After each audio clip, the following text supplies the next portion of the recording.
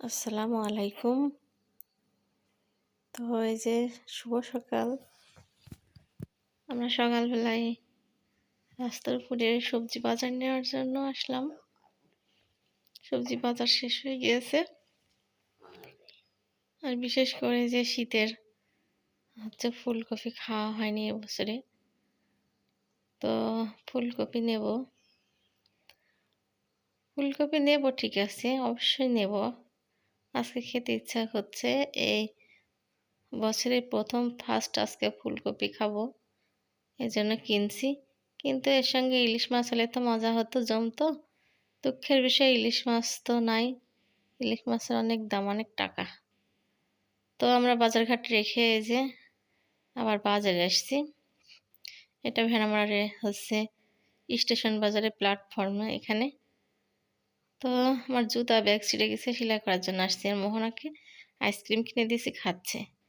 এই প্ল্যাটফর্মে একসময় কি জমজমাট ছিল।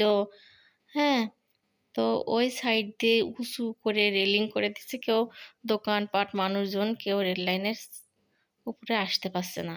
একদম নীরব স্তব্ধ হয়ে গেছে, আর ভালো লাগছে না। পরিবেশটা আর সুন্দর নাই আগের মতো। তো তারপরে আসলাম জুতার দোকানে, শোরুমে। এই দেখো মোহনা নাচানাচি করছে, দেখো যেখানে যাবে ওর নাচানাচি আগে। তো মোহনার রুমে স্যান্ডেল নাই তো পরার জন্য। শীত পড়ে গেছে, ফুলের খুব ঠান্ডা। তো একজোড়া স্যান্ডেল কিনে দেব, রুমে ইউজ করবে। আগে স্যান্ডেলগুলো মোহনা ছোট থাকতে পরতে পারতো না, 2 ফিতাওয়ালা। এখন বড় হয়েছে, সুন্দর করে পরতে পারে। বলছে আম্মু প্লিজ আমাকে কিনে দাও না, আমি এটাই নেব।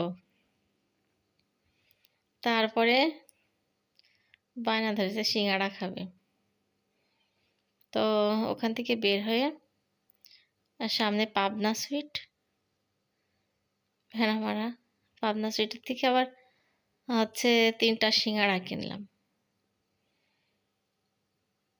সিঙ্গাড়া কিনে নিয়ে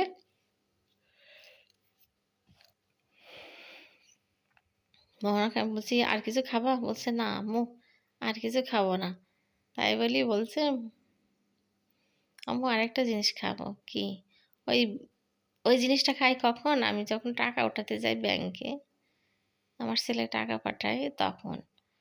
আরেকটা জিনিস খাবে, সেটা কমলা। তো কমলা কিনাটা তোমাদের সঙ্গে আর শেয়ার করা হয়নি। তো এই যে বাসায় নিয়ে এসেছি, আধা কেজি কমলা কিনেছিলাম ওর জন্য। আধা কেজির একটু বেশি হবে। না, আধা কেজি। আধা কেজির বেশি হয়েছিল, আমি আবার উঠাই নিতে বললাম, নিয়ে আধা কেজি দিতে বলেছি। মোহনা বলছে আমি এখন কমলা খাবো, আমার নাম মোহনা, আমি কমলা খেতে অনেক পছন্দ করি। সে স্বাদ, অনেক মজা হয়েছে। তো ওর কমলা খাওয়াইলাম, আমি সিঙ্গাড়া টিঙ্গাড়া একটু খেয়ে পানি টানি খেয়ে এই যে রান্না করতে এসেছি চুলার পরে। আমরা কিন্তু সকাল সকালে বাজারে গিয়েছিলাম, 10:30টার দিকে। তো এসে রান্না করলাম। তো মাছ ছিল ফ্রিজে, মাছ ভিজা রেখে গেছিলাম ফুলকপি দিয়ে রাঁধবো বলে। তো 3 পিস মাছ হলে আমাদের 2 মাঝির এনাম। বের করে এসে মাছ ভিজা রেখে দিছি। সেই মাছ ভাজি করলাম, ভাজি করে গামলায় উঠিয়ে নিলাম। আর এদিকে মশলা বাটলাম পাটায়।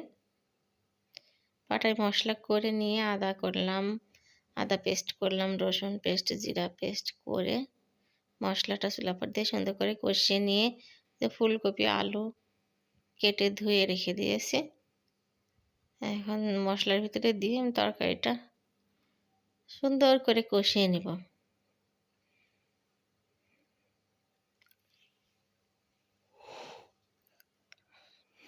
মশলার সঙ্গে এই যে ফুলকপিটা সুন্দর করে কষিয়ে নিচ্ছি।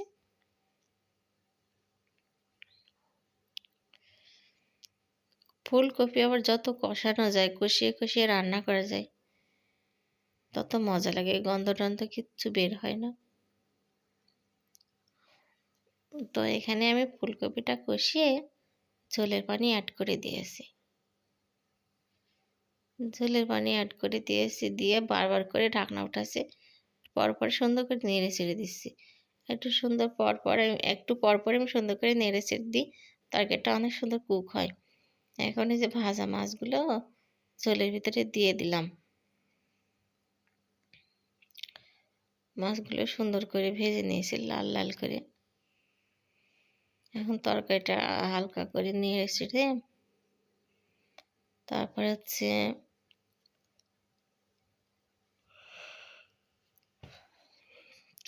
আমি ঢাকনা দিয়ে ঢেকে চুলার জালটা একদম লো হিটে রেখে পরে তরকারিটা সুন্দর করে আমি কুক করে নেব। এখন লো হিটে রাখলে তরকারিটা অনেক সুন্দর সিদ্ধ হবে। এই যে তরকারিটা আমার কমপ্লিট। আমি হচ্ছে তরকারিটা এখন ঢেলে নেব গামলায়। ভাত রান্না কিন্তু আমার আগেই হয়ে গেছে।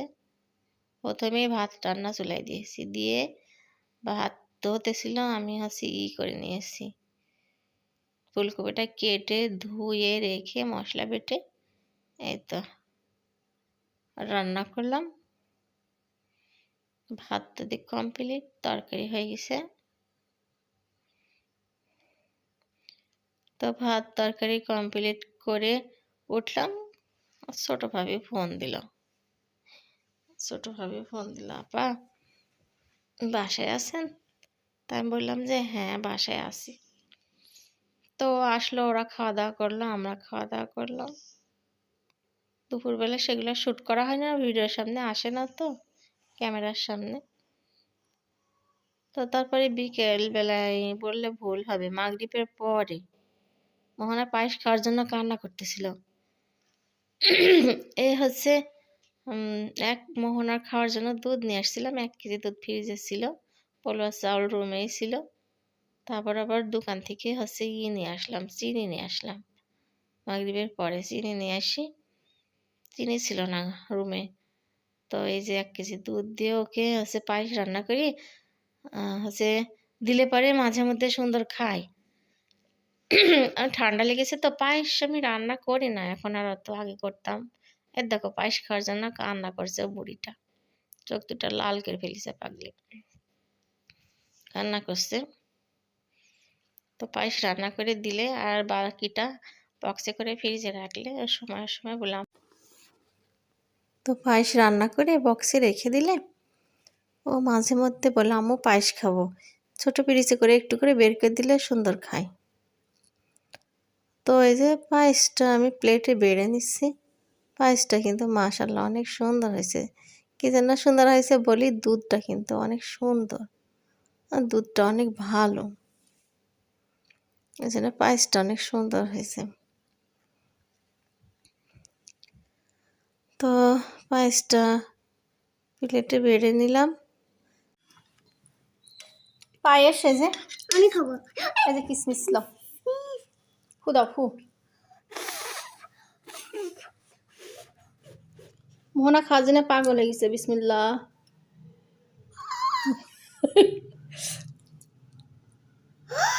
গরম,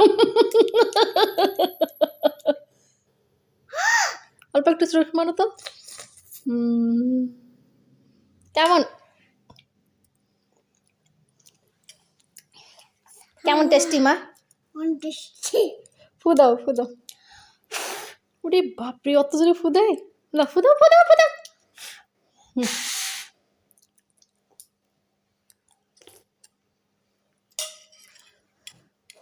আমি একটু খেয়ে দেখি তো কেমন। না আমাকে খাইয়ে দেবে, দেখি কেমন টেস্ট।